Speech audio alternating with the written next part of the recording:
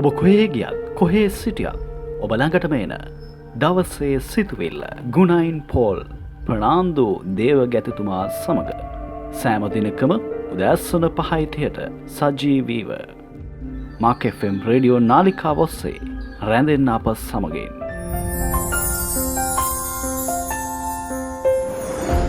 දාසවෙනි පදේ යේසුස් වහන්සේ මෙසේ කියනවා. Here it says about life. No one අද මේ මහත් අභියෝගාත්මක අවස්ථාවේදී before man was ever created, God saw. වසංගතයකට මුළු ලෝකෙම මුහුණ දී As we listen to the word of the Lord, as we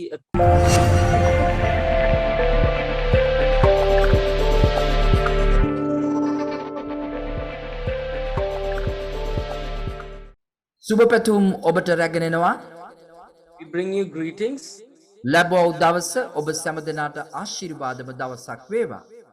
Let this new day be a blessed day upon you. හැම දිනක්ම ජේසුස් වහන්සේගේ කරුණාවත් අනුග්‍රහයත් ඔබ හා සමගම වේවා. In every day, let the kindness and graciousness of the Lord be with you. අද දවසේ අපි බලන්ට යනවා ආලෝකය පිළිබඳව. Today we are going to look at about the light. ලූකේ සුභාරංචියේ 8 වෙනි පරිච්ඡේදයේ 10 වෙනි පදේ ජේසුස් වහන්සේ මෙසේ කියනවා. කිසිවෙක් පහනක් දල්වා වාජනයකින් නොවසයි. ඇඳක් යටද නොතබයි. නමුත් ඇතුල්වන්නන්ට එළිය පෙනෙන පිණිස පහන් රුකුඩ තබයි. මේ කාරණය යේසුස් වහන්සේ පැවසුවේ The Lord speaks these words in the Bible වපුරන්නගේ උපමාව කිව්වට පසුවයි.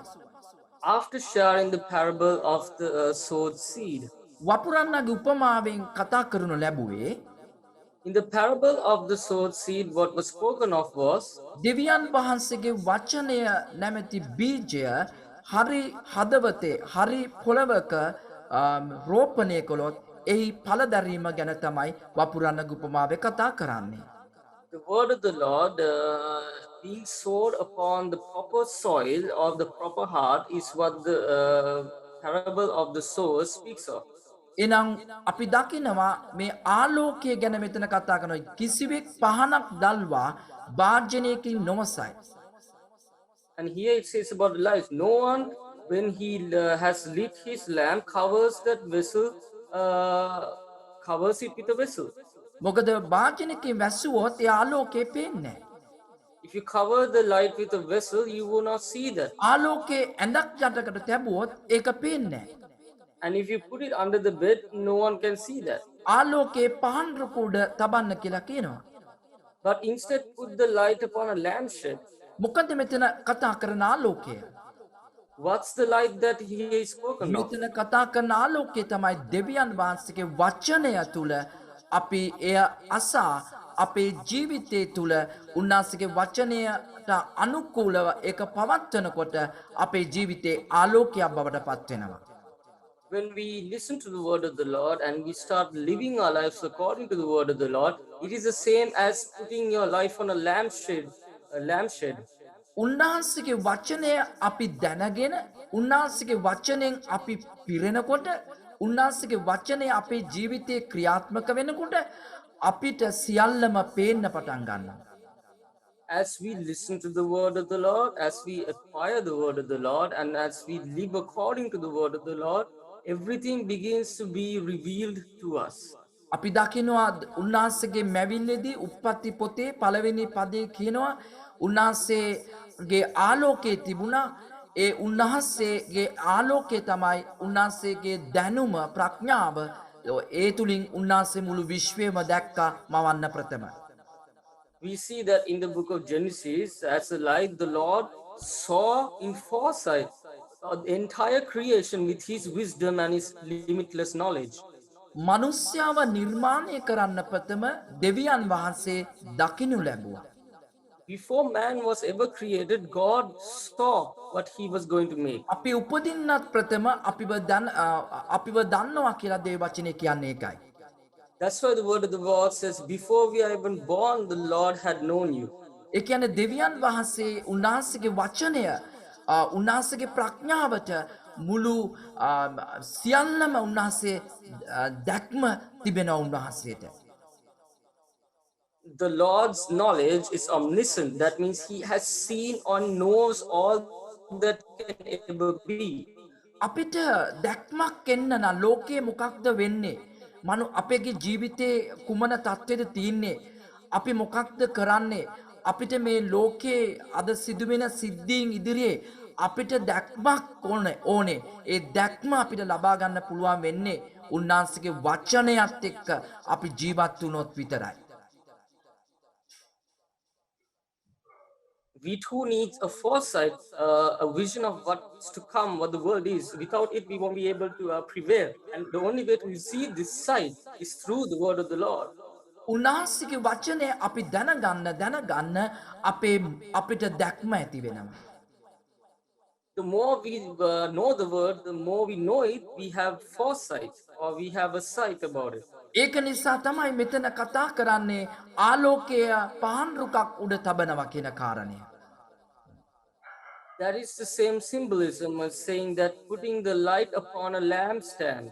අද අපි දකිනවා වර්තමානයේ අපි මුහුණ දීලා තිබෙන ඊතා උග්‍ර අභියෝගාත්මක වසංගතයකට මුළු ලෝකෙම මුහුණ දීලා තිබෙනවා. We see that the whole world has set face to a grave situation, a grave pandemic. මේ අවස්ථාවේදී කිතුනුව ලෙස අපිට අනිත් අයට වඩා ලෝකයේ අයට වඩා කිතුනුවන්ට දැක්මක් තියෙන්න ඕනේ කුමක්ද සිදුවෙන්නේ කුමක්ද වෙන්නේ කුමක්ද අපි ප්‍රතිචාර දක්වන්න ඕනේ කියන කාරණය අපිට තියෙන්න ඕනේ. Christians more than anyone even must have the sight or the foresight to know when to focus on something, when to let something go, to be aware of what is happening around us. අද මේ මහත් අභියෝගාත්මක අවස්ථාවේදී අද තම තමන්ගේ මතිමතාන්තර සනාථ කරගන්න කටයුතු කරනවා මිසක් මේ රටේ පවත්වලා තිබෙන මේ මූණ දීලා තිබෙන උග්‍ර තත්ත්වයෙන් ජනතාව බේර ගැනීමට අපි වැඩ කටයුතු කරනවද කියන කාරණේ අපි මොහොතක් සිතන්න අවශ්‍යයි. We need to think for a second. In this time, are we just focusing on taking care of ourselves and bringing ourselves up, or are we going to do something so that it can benefit the entire people around us in this pandemic? දෙවියන් වහන්සේගේ වචනය අපි දැනගත්තාම දෙවියන් වහන්සේගේ වචනය අපේ ජීවිතේ ක්‍රියාත්මක වෙන්න ඉඩ දුන්නාම අපිට දැක්මක් ඇති වෙනවා මේ වාතාවරණය තුල අපිට ගත යුතු පියවර මොකක්ද කියන කාරණේ.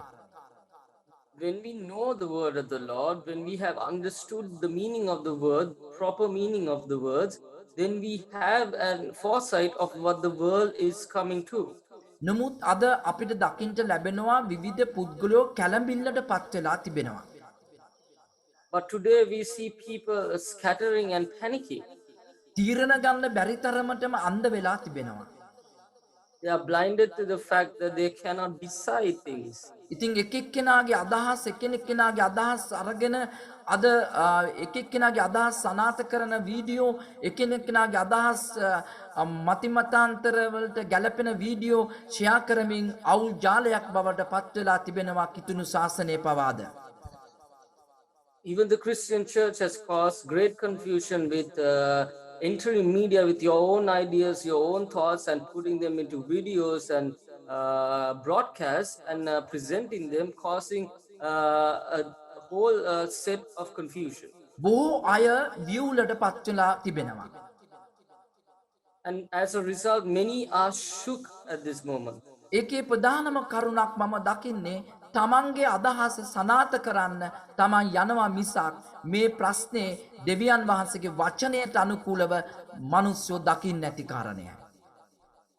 And one of the biggest problems that I see is that everyone wants their ideas to be pushed forward instead of making sure what the word of the Lord says and what God's will is.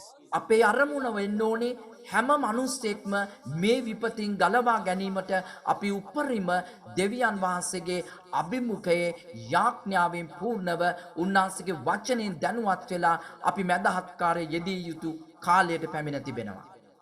And our main goal must be the more as we go through this time, the more we need to be in the presence of the Lord and surround ourselves with His word and to have intercessions with the Lord so He and tell us what to do. මේ වසංගත තත්ත්වය පිළිබඳ අපිට නිවැරදි තොරතුරු දෙන්න බැරි වෙනවා සමහර විට. In some cases, we cannot give a definitive answer to the virus. මේ අවස්ථාවදී අපි දෙවියන් වහන්සේගේ වචනයත් එක්ක බලන්න අවශ්‍යයි මේ සිද්ධ වෙලා තිබෙන දේ ඉදිරියේ අපි කුමක්ද කිතුණුව ලෙස ගත යුතු පියවර. So we need to turn to the omniscient word and understand what it says. As Christians, how are we supposed to face this obstacle? එහෙම නැතුව අපේ මතිමතාන්තර අපේ අදහස් ඔප්පු කරන ආකාරයෙන් කටයුතු කිරීම නුවණට හුරු කිතුණුව නොවේ. But instead, trying to validate our ideas and trying to get them true, it's not what a Christian must be focusing on doing. සමහර විට මම කියපු අදහසක් වැරදෙන්න පුළුවන්. Sometimes maybe something I say can be wrong. සමහර විට ඔබ කියපු අදහසක් වැරදෙන්න පුළුවන්. Sometimes something you say may be wrong. ඒක ඔබ තේරුම් ගත්ත නම් සත්‍ය දැනගත්තට පස්සේ ඔබට ප්‍රසිද්ධිය කියන්න පුළුවන් වෙන්න ඕනේ. ඔව් මට වැරදුනා මේක තමයි සත්‍යය. If you understood the truth and you see a difference, then you should be able to say, I know the truth and this what I said was true. ඒක තමයි කිතුණුකම කියලා කියන්නේ. That's about bringing yourself as a නමුත් Christian. අපේ මතිමතාන්තර සනාථ කරන්න අපි වීරිය දරන යුගයක් නෙමේ මේ යුගය. This is not an era for us to hear our own ideas and push them through. අපි බලන්න අවශ්‍ය ජනතාවව කොහොමද මේ තත්ත්වෙන් මිදීම සඳහා අපි කටයුතු කරන්නේ දෙවියන් වහන්සේගේ ප්‍රඥාවේ තියෙන මිනිස්සුયો හැටියට. As people with the wisdom of God in our hearts, how we are going to work towards the betterment in this era. ඒ සඳහා අපි දෙවියන් වහන්සේගේ වචනය පදනම් කරගෙන වචනය තුල පමණක් අපි ස්ථීරව සිට අපි යාඥාවෙන් අපි උන්වහන්සේ සමග විමසීම කටයුතු විමසලා අපි කටයුතු කරන්න අවශ්‍යයි. And so always our foundation must be on the word. Our focus concept must come from the word. And seeking with the Lord what the word said will help you understand the truth. මම ඔබ උදෙසා යාඥා කරන්න යනවා. I'd like to pray for you. ඔබ ඇස් දෙක වසා සිටින්න මේ මොහොතේ. Close your eyes. අද මේ රටේ තිබෙන තත්ත්වය උදෙසා අපි යාඥා කරමු මොහොතක්. Let us pray for the state of the world. ධර්මිෂ්ඨ පියාණනි. වියවුල් භාවයට යම් අය පත් වෙලා තිබෙනවා නම් One තීරණ shook ගැනීම up, වැරදි තීරණ ගන්න taking wrong decisions. වැරදි අදහස් මතිමතාන්තර ඔප්පු කරගන්න උත්සාහ කරනවා නම් One is trying to prove wrong ideas as the truth. ඒ තත්ත්වෙන් අපගේ ජනතාව මුදව ගන්න ස්වාමිනී. Lord, set our people free from such ideas. ඔබ වහන්සේගේ වචනය තුල අපිට ප්‍රඥාව ලබා දෙන්න ස්වාමිනී. Through your word, Lord, give us wisdom. හැම දෙයක්ම දන්නේ ඔබයි. You know all. හැම There is to දෙයක්ම know. දකින්නෙත් ඔබ වහන්සේ. You see all and only you, Lord. අපිට තින ඔබ වහන්සේගේ ප්‍රඥාව අපිට දෙන්න ස්වාමිනී. Lord, give us your wisdom, අපගේ your රටේ knowledge. ජනතාව බේරගන්න ස්වාමිනී. Deliver and set free the people of මේ our වෛරසයට nations, ලක් Lord. වෙලා ඉන්න ජනතාව බේරගන්න ස්වාමිනී. Free those who are caught in this virus, O කිසිම Lord. කෙනෙක් මිය යන්න දෙන්න එපා මේ රෝගී තත්ත්වයෙන් ස්වාමිනී. Let no one die away out from this virus. මේ දේශපාලනයේ වියවුලට පත් වෙලා තිබෙනවා සමිඳුනි. Lord, politics has been shook at this moment. සමහර මිනිස්සු දේශපාලනය වගේ කිතුණුව පවා තීරණයක් ගන්න බැරිව වියවුලට පත් වෙලා අවස්ථාවක ඉන්නවා ස්වාමිනී. As in politics, even Christians are in the same place where no one can take decisions නමුත් at this. අපිට ඔබ වහන්සේගේ වචනයෙන් පියුර්ණව ඔබ වහන්සේගේ හඬ විමසා බලා ඔබ වහන්සේ තුල අපිට තීරණ ගන්න ඔබ වහන්සේගේ අපේ දැක්ම අපේ එළිය ඇති කරන්න කියලා අපි ඉල්ලනවා ස්වාමිනී. Lord, we ask that let your light shine upon our lives. So through your word, we will have understanding, and through your word, we will know what must be done. Swami Hara Shelekiti Roholaki Te Rahansara Mantoki Rosba Yesus වහන්සේගේ නාමයෙන් අපි යන කරනවා මේ රෝගී තත්ත්වය මේ නව ප්‍රභේදය මේක ව්‍යාප්ත නොවි මේකේ ආධිපත්‍ය කඩා මේකේ බලය කඩා ජේසුස් වහන්සේගේ නාමයෙන් අපේ රටවැසියෝ සහ මුළු ලෝකෙම ජනතාව ඔබ වහන්සේගේ සුරක්ෂිත භාවය තුල සබා ගන්න. ඒට විරුද්ධව ක්‍රියා කරන්නව සියලුම විවුල්කමේ ආත්ම සියලුම අන්ධකාරික බලකොටු යේසුස් වහන්සේගේ නාමයෙන් බැඳ තබනවා ස්වාමිනී. ඔබ වහන්සේ නිදහස් කරන්න. ඔබගේ වචනෙන් අපිව ශක්ති සම්පන්න කරන්න. යේසුස් වහන්සේගේ නාමයෙන්. ආමේන්. ඔබ සැමට ජේසු පීඨයි. May the Lord bless everyone.